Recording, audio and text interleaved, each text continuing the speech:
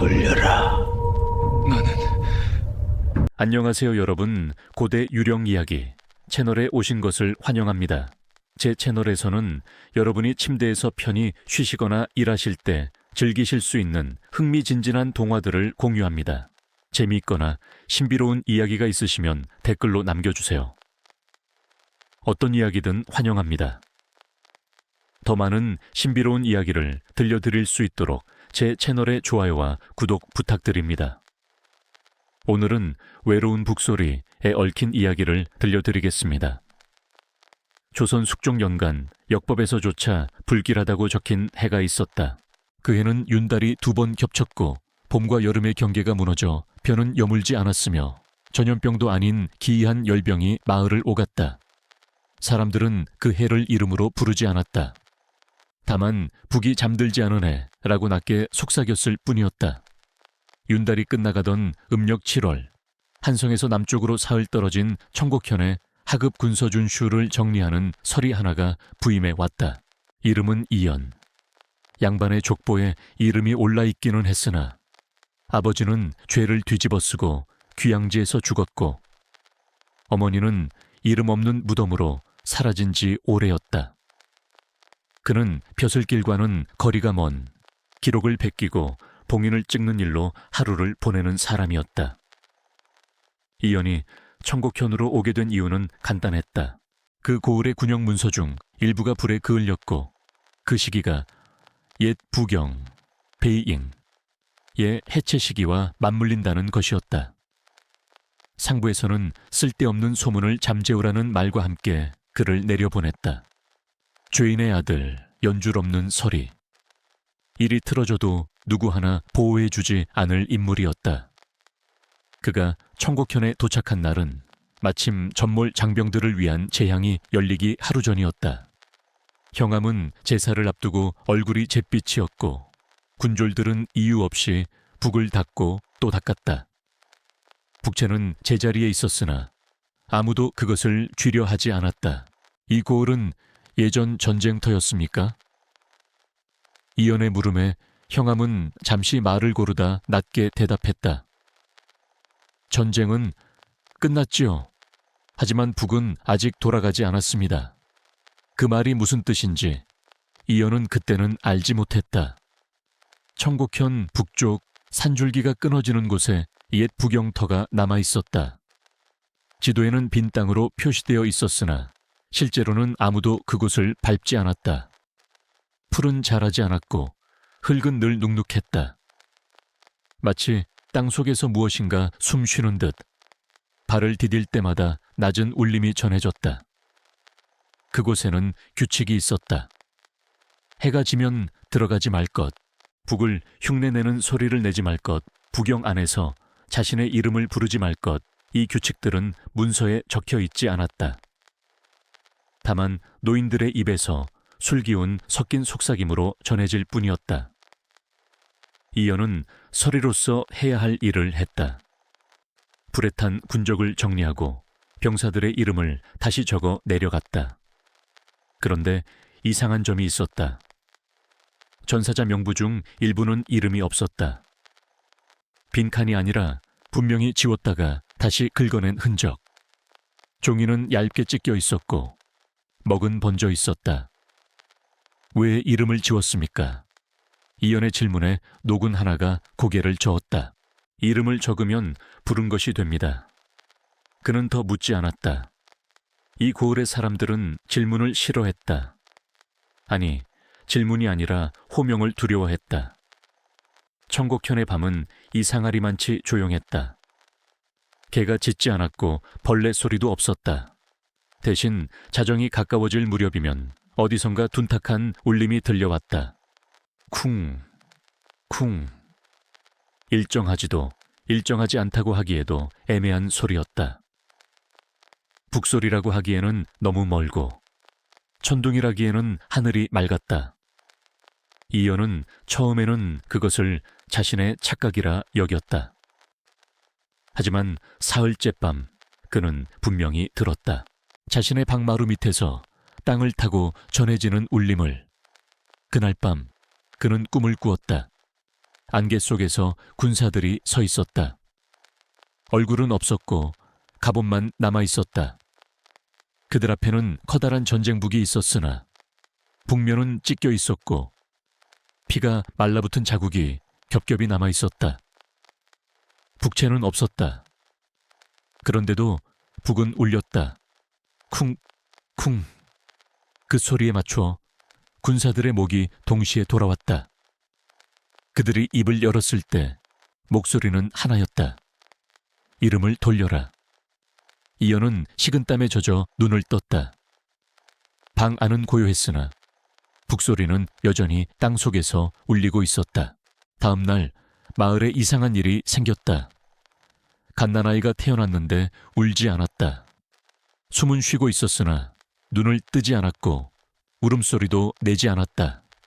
산파는 아이의 등을 때리다 손을 떼고 말았다. 북을 듣고 태어났구나. 노인들은 그렇게 중얼거렸다. 그날 이후 해가 떠도 북영 쪽의 안개는 걷히지 않았다. 바람은 산 아래에서 위로 불었고 횃불은 꺼지지 않았다. 밤새 타던 기름등은 아침이 되어도 심지가 남아 있었다. 이어는 점점 확신하게 되었다. 이곳에서 울리는 것은 단순한 소리가 아니라 부름이라는 것을, 그리고 그 부름은 누군가에게 반드시 닿고 있었다. 형암은 마침내 무당을 불렀다. 한성에서 내려온 여무당은 북영터를 멀리서 보고도 발을 멈췄다. 그녀는 북을 보지도 않았는데 귀를 막고 고개를 저었다. 이미 울리고 있습니다. 지금 막으려 들면 더 크게 울릴 뿐입니다. 그럼 어찌해야 합니까? 무당은 이연을 바라보았다. 마치 오래전부터 알고 있었다는 듯한 눈빛이었다. 북은 칠하고 있는 것이 아닙니다. 기억하라고 있는 것입니다. 그 말과 함께 그녀는 북영터에 들어가지 않고 굿을 시작했다. 북 대신 방울을 흔들었고 조상 대신 이름 없는 혼을 불렀다. 그러나 굿은 끝나지 못했다. 방울이 스스로 갈라졌고 무당은 피를 토한 채 쓰러졌다. 그날 밤 북소리는 이전보다 선명해졌다. 이연은 처음으로 깨달았다. 이 북은 사냥하지 않는다. 이 북은 돌려받으려 한다. 그리고 그 대가는 아직 아무도 제대로 치르지 않았다. 그날 이후 청곡현에서는 밤을 새는 방식이 달라졌다. 사람들은 시각이 아니라 북소리의 횟수로 밤을 가늠했다. 3번 울리면 자정이 가까웠고 5번을 넘기면 아무도 잠자리에 들지 않았다. 6번째 북소리를 들은 자는 다음날 얼굴에서 이름이 하나 사라진다는 말이 돌았다. 이연은 더 이상 방 안에 머물 수 없었다. 그는 기록을 핑계 삼아 낮 동안 북영터의 외곽을 조사했다. 가까이 갈수록 땅은 단단해졌고 풀뿌리는 억지로 뽑힌 듯 끊어져 있었다. 마치 누군가가 땅 아래에서 위로 밀어 올린 흔적 같았다. 북영의 중심에는 기둥 자국만 남아 있었다. 전쟁 당시 그곳에 대형 전쟁북이 걸려 있었다는 기록은 남아 있었으나 북의 행방은 어디에도 적혀 있지 않았다. 다만 궁이 문서의 한 귀퉁이에 다른 먹으로 덧칠된 문장이 있었다. 패전의 밤, 북은 치지 않았다. 그러나 모두 들었다. 이어는 그 문장을 여러 번 베껴 적었다. 이상하게도 글자를 따라 쓰는 동안 손이 떨리지 않았다.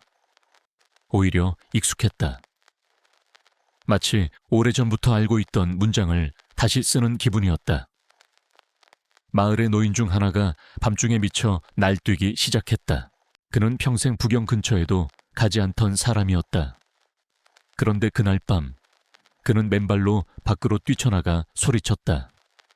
내 이름을 치지 마라. 나는 이미 냈다. 그때 다 냈다. 사람들이 붙잡으려 했으나 그는 땅을 두드리며 울부짖었다. 그 순간 멀리서 북소리가 울렸다. 쿵. 노인의 목소리는 그 즉시 끊겼다. 그는 그대로 기절했고 다음날 깨어났을 때 자신의 아들 이름을 기억하지 못했다. 이연은 그제야 확신했다. 북은 소리를 통해 무언가를 앗아가고 있었다. 생명이 아니라 기억과 관계, 그리고 이름이 가진 무게를 형암은 상황을 덮으려 했다. 그는 전몰자 위령을 위한 임시 재향기라며 큰 제사를 준비했다. 문제는 그 제사가 기록과 다른 방식으로 진행된다는 점이었다. 원래 북영의 재향은 이름을 부르지 않고 단지 숫자만 세는 의식이었다. 그러나 형암은 상부의 눈을 의식해 전사자들의 이름을 하나하나 낭독하게 했다. 이어는 이를 말리려 했으나 그의 말은 가볍게 무시되었다. 이름 없이 죽은 자는 없다. 기록이 곧 정이다. 그날 밤 재향이 시작되자 북소리는 완전히 멈췄다. 사람들은 안도했다. 그러나 무당의 말이 떠올랐다. 울리지 않는 것이 끝이 아니라는 것. 자정이 넘자 북소리는 다시 울렸다. 이번에는 한 번이 아니라 연속으로. 마치 누군가가 급하게, 그러나 규칙적으로 북을 치는 듯했다. 재향에 참여했던 군졸 중 하나가 갑자기 쓰러졌다. 그의 입에서는 피가 아니라 검은 먹물 같은 것이 흘러나왔다. 그의 입에서 마지막으로 흘러나온 말은 이것이었다. 우리는 치지 않았다. 그래서 더 많이 냈다. 이어는 몰래 군영의 비밀 창고를 열었다. 그곳에는 오래된 상자 하나가 있었고 상자 안에는 북채가 들어있었다. 나무는 갈라져 있었고 손잡이에는 수십 개의 이름이 아주 작게 새겨져 있었다. 대부분은 칼로 긁은 흔적이었고 일부는 피로 덧칠된 자국처럼 어두웠다. 그 순간 이연의 머릿속에 낯선 장면이 스쳤다. 패전의 밤. 후퇴 명령이 내려왔지만 북을 치면 적에게 위치가 드러나는 상황. 지휘관은 명령했다. 북을 치지 마라. 그러나 북을 치지 않으면 후퇴하지 못한 병사들은 버려진다. 그날 밤 북은 울리지 않았고 수십 명의 병사들이 산속에 남겨졌다. 그들의 이름은 다음 날 기록에서 지워졌다. 패전의 책임을 덮기 위해서였다. 이어는 숨이 막혔다. 그 장면이 단순한 상상이 아니라는 것을 그의 손이 북채를 쥐는 순간 알 수 있었다. 손바닥이 정확히 맞아떨어졌다. 너무도 자연스럽게. 그의 성씨, 그리고 그의 아버지의 이름이 북채 손잡이 가장 안쪽에 새겨져 있었다. 그날 밤 북소리는 이연의 방 안에서 울렸다. 땅이 아니라 그의 가슴 안쪽에서 쿵, 쿵. 꿈속에서 그는 북 앞에 서 있었다. 이번에는 얼굴 없는 병사들이 아니라 얼굴이 너무 또렷한 병사들이 그를 보고 있었다. 그들 중 하나가 말했다. 이제 내 차례다. 우리는 이름을 냈고 너희는 북을 숨겼다. 이연은 도망치지 않았다. 도망칠 수 없다는 것을 알고 있었기 때문이다. 북은 여전히 울리고 있었다. 이번에는 그가 듣는 것이 아니라 그를 통해 울리고 있었다. 이연이 북채를 손에서 놓지 못한 채로 밤을 지사은 뒤 청곡현의 질서는 눈에 띄게 무너지기 시작했다. 사람들은 더 이상 서로를 이름으로 부르지 않았다. 거기 이쪽, 당신 같은 말만 오갔다. 이름을 부르는 순간 북소리가 더 가까워진다는 것을 모두가 본능적으로 알게 되었기 때문이다. 형암은 급히 결단을 내렸다. 그는 북영터를 완전히 봉쇄하라고 명령했다. 돌을 쌓고 말뚝을 박고 출입을 금했다. 그리고 공식 기록에는 이렇게 남겼다. 북영터에서의 모든 소문은 민심 교란으로 간주한다. 이것이 첫 번째 잘못이었다. 두 번째 잘못은 제사를 다시 올리되 방식을 바꾼 것이었다. 무당의 말을 따르지 않고 관에서 주관하는 형식적인 제향으로 대체했다. 이름을 부르지 않는 대신 위파에 붉은 실을 묶어 혼을 가둔다는 명분을 세웠다. 그러나 붉은 실은 새벽이 되기도 전에 모두 끊어졌다. 끊어진 자리는 불에 그을린 듯 검게 변해 있었고 위패의 글자는 반쯤 사라져 있었다. 그날 밤 북소리는 멈추지 않았다. 오히려 규칙이 생겼다.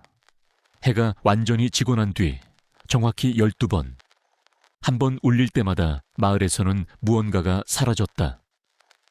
닭이 사라지고 우물이 메말랐고 어떤 집에서는 족보의 한쪽이 하룻밤 사이 하얗게 발해 있었다.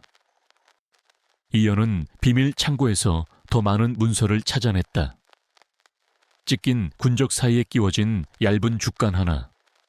거기에는 당시 부경의 지휘관이 남긴 사적인 기록이 적혀 있었다. 북을 치지 않은 죄는 내게 있다. 그러나 북을 숨기자고 한 것은 모두의 뜻이었다. 그 지휘관의 이름은 이연의 아버지와 같았다. 우연일 리 없었다.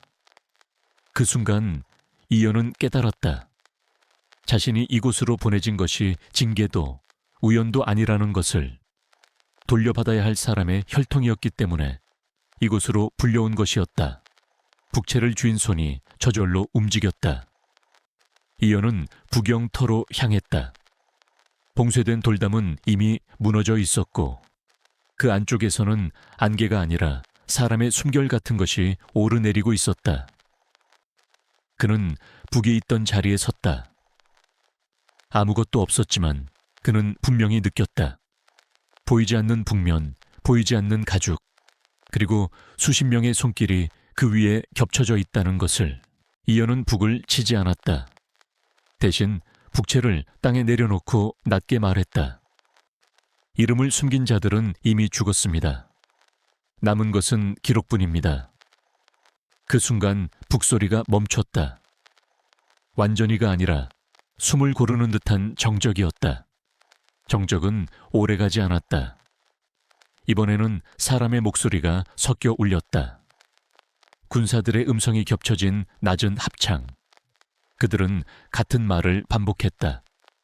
기록이 남았으니 업도 남았다.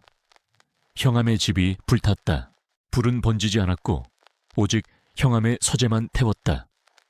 그 안에 있던 문서들은 재가 되지 않고 글자만 사라졌다. 다음 날 형암은 관직에서 파면되었다. 이유는 기록상 존재하지 않는 병사들의 사망을 은폐했다는 것이었다. 그러나 그것이 끝이 아니었다. 마을의 젊은이들 중 일부는 자신의 성을 말하지 못하게 되었고 어떤 아이들은 태어나자마자 이름을 얻지 못했다. 북소리는 줄어들었으나 완전히 사라지지 않았다. 이연은 마지막으로 북채를 부경터에 묻었다. 깊이 묻지 않았다. 다시 꺼낼 수 있을 만큼만. 그리고 그 위에 작은 돌무더기를 쌓고 아무 글자도 새기지 않았다. 그는 청곡현을 떠났다. 어디로 갔는지는 기록에 남아있지 않다. 다만 이후로 조선의 변방 기록들에는 가끔 이런 문장이 등장한다. 이 고을에는 북이 없다. 그러나 밤이 깊어지면 아무도 이유를 모른 채 이름을 낮추어 부른다. 이연이 청곡현을 떠난 뒤로도 부경터는 사라지지 않았다. 담은 다시 쌓였고 풀도 자라기 시작했으나 사람들은 그곳을 비어있는 땅이라 부르지 않았다. 대신 기억이 눕는 자리라고 돌려 말했다. 이름을 붙이지 않는 것이 그 땅과 맺은 마지막 약속이었기 때문이다. 몇 해가 지나자 청곡현의 아이들은 이상한 놀이를 하게 되었다. 밤이 되면 서로의 이름을 부르지 않고 발소리로만 상대를 찾았다. 발을 3번 구르면 대답하고 4번 구르면 등을 돌렸다. 어른들은 그 놀이를 말리지 않았다. 말리는 순간 설명을 해야 했고 설명은 곧 이야기를 꺼내는 일이었기 때문이다. 북소리는 예전처럼 크지 않았다. 그러나 완전히 사라지지도 않았다. 음력 7월 전쟁이 있었던 날짜가 가까워지면 땅속에서 낮은 울림이 전해졌다. 귀를 대지 않으면 들리지 않을 만큼 미약했으나 한번 들은 사람은 절대 잊지 못했다. 그것은 소리라기보다 기억이 몸을 건드리는 감각에 가까웠다. 어느 해 청곡현에 새로운 형암이 부임했다. 그는 이전 기록을 정리하다가 이상한 점을 발견했다. 마을의 호적에는 분명 사람들이 살고 있었으나 몇 가문은 대대로 이름의 수가 하나씩 부족했다. 장남의 이름이 없거나 족보에 첫 줄이 비어 있었다. 새 형함은 이를 행정상의 오류로 판단하고 바로잡으려 했다. 그는 이름 없는 자들에게 이름을 내려주려 했고 족보를 다시 쓰게 했다. 그날 밤 북소리는 오랜만에 분명하게 울렸다. 단 한 번. 그러나 그 울림은 이전보다 깊었다.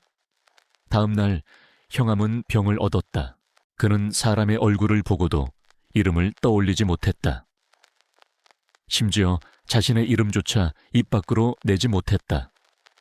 의원은 병명을 알 수 없다고 했고 노인들은 조용히 고개를 저었다. 돌아온 거지요. 막은 적은 없으니까요. 형함은 결국 사직서를 남기고 떠났다. 사직서에는 자신의 이름 대신 빈 칸만 남아 있었다. 세월이 흐르면서 부경에 얽힌 일들은 이야기가 되었다. 사람들은 직접 겪은 일보다 전에 들은 말로 그것을 기억했다. 전쟁의 패배, 버려진 병사들, 울리지 않은 북, 그리고 이름을 지워서 살아남은 사람들에 대한 이야기. 그러나 그 이야기에는 언제나 빠지는 부분이 있었다. 북을 숨기는 데 동의했던 사람들, 침묵을 선택했던 사람들, 그리고 그 침묵 위에서 일상을 이어갔던 다수의 얼굴들. 누구도 자신을 완전히 무고하다고 말하지 않았다. 대신 다 말하지 않는 방식으로만 기억을 전했다. 천곡현에는 작은 돌무더기가 하나 남아있다. 글자도 표식도 없는 돌무더기. 아이들은 그곳의 돌을 더 얹지 않고 어른들은 그 앞에서 절을 하지 않는다. 다만 지나갈 때 발걸음을 늦추고 숨을 고른다. 그 정도가 허락된 예의였다. 밤이 깊어지면 가끔 누군가는 묻는다. 들었어? 그러면 옆에 있던 사람은 고개를 젓는다. 아니, 아직은 아니야. 그 대화가 끝나면 누구도 더 묻지 않는다. 북이 울리는 이유를 아는 것은 중요하지 않다. 다만 울리지 않게 할 수 없다는 사실만을 모두가 알고 있을 뿐이다. 그리고 음력 7월이 되면 천곡현의 사람들은 이름을 조금 더 아껴 쓴다.